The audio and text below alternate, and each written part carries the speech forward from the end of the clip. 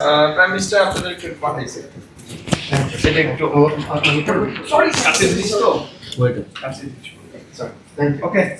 কষ্ট দিয়ে গেলাম না না না কোনো কষ্ট না ধন্যবাদ হ্যাঁ আসি একটু আসেন ভিতরে বলুন। আমার মনে হয় না আর কষ্ট না দিই না বস একটু বসে অনেক সব ইয়ে পেয়ে গেছে বাইরে আরো আছে ঝামেলা পড়ে গেছি আমি যাই হোক কষ্ট দিয়ে গেলাম না না কোনো কষ্ট না একটু বসে প্লিজ আমি জুতো পরে দেব অবশ্যই আমরাও সাজু করে আছি ও নিজে বললো যে গিফট দিয়ে আসো কালকে তো একটা ইয়ে করেছি উনি আসলে জানতেন না যে বিয়ে আছে জি এটা জানতেন না ওনাকে যখন বলা হয়েছে তখন অলরেডি তিনজন মিনিস্টারের বক্তব্য বাকি তখন বলছে তাহলে মিনিস্টারের বক্তব্য দেবে 5 মিনিট করে 10 মিনিট কেটে দিল আর বললো যে যে প্রশ্নোত্তর পর্ব আছে আধা ঘন্টা করে এটা বন্ধ মানে 1.5 ঘন্টা ওখানে কমে দিচ্ছে আমরা যে বের হয়েছি ওই টাইম থেকে আরো 1.5 ঘন্টা পরে বেরোচ্ছি আর আপনার জন্য অপেক্ষা করছে উনি বারবার বলতেছিল জামাই আসেনি জামাই আসতেছে তো উনি বলছে কই জামাই কই তো বলছি একটু আসতেছে কই তাহলে তো আর সম্ভব না আমি কতক্ষণ পর দাঁড়ায় থাকবো নিচে দাঁড়ায় আছে তখন চলে আসছি আমরা আর আপনার ইয়ের মধ্যে দেখলাম ওটার মধ্যে আমারও ছবি আছে আসলাম যখন জানলাম যে প্রাইম মিনিস্টার এখান থেকে আসবেন আমি আধা ঘন্টার উপরে তার জন্য ওয়েট করছিলাম যখন তিনি নামছিলেন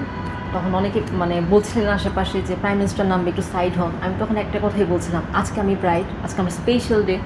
আমি জানি প্রাইম মিনিস্টার আমাকে না করবেন না উনি অবশ্যই দেখা করবেন যখন প্রাইম মিনিস্টার নেমে আসলেন তখন আসলে আমি অবাক হয়ে দেখছিলাম তারপর আমি গেলাম সামনে সালাম দিলাম তাকে সে আমাকে আশীর্বাদ করে দিলেন আর আস্ক করলেন যে তোমার হাজবেন্ড কোথায় বড় আসেনি এখন তখন আমি বললাম যে না এখন এসে পৌঁছায়নি তো বললো যে এখন আসলে তার দেখা হচ্ছে না তাহলে এখন তো আমার চলে যেতে হবে তাহলে ভালো থাকো দোয়া করে সে চলে গেলেন তার আমাদের দেশের প্রাইম মিনিস্টারের কাছ থেকে আমার স্পেশাল ডেতে যে দোয়াটা পেলাম এর থেকে বড় কিছু তার হয় না হচ্ছে কালকে থেকে এটা নিয়েই খালি কথা বলছি এটা নিয়ে আমরা এক্সাইটেড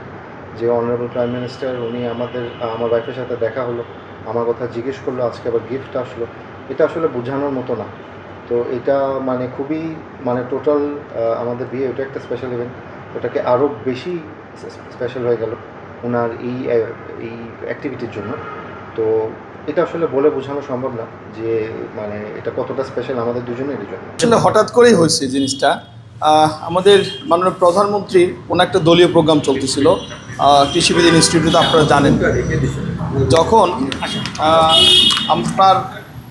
অনুষ্ঠান চলতেছিল তখন সন্ধ্যা লেগে যায় মাগরিবের আজানের পরেই আমাদের কানে আসে যে এখানে একটা বিয়ের প্রোগ্রাম আছে বিয়ের প্রোগ্রামটা কখন তখন বলছে যে 7টা থেকে শুরু হবে আমরা হলটা নিয়েছিলাম হচ্ছে 6টা পর্যন্ত 1 ঘন্টা অলরেডি পার হয়ে গেছে তা ও হল কর্তৃপক্ষ যারা কৃষিবিদ যারা আছে তারা আমাদেরকে ওইভাবে জানায়ও নি প্রাইম মিনিস্টার প্রোগ্রাম মনে করেছে যে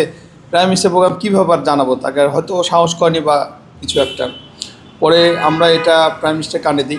কানে দেওয়ার সঙ্গে সঙ্গেই আমাদের তিনজন মন্ত্রীর বক্তব্য ছিল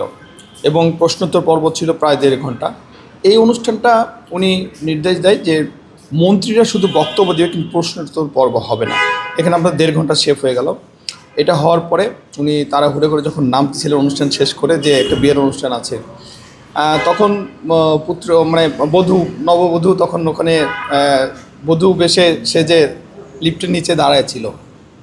এক্সিলিটারের নিচে সিঁড়ি দিয়ে নামার পরে ওনার সাথে দেখা হওয়ার পরে কি বলবে আর যে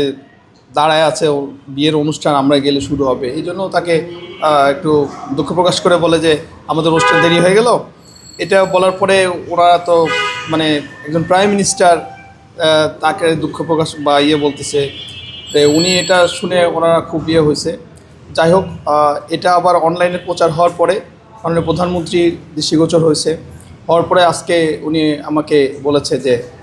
যেহেতু একটা বিয়ের অনুষ্ঠান তুমি একটা গিফট আমাদের পক্ষ থেকে দাও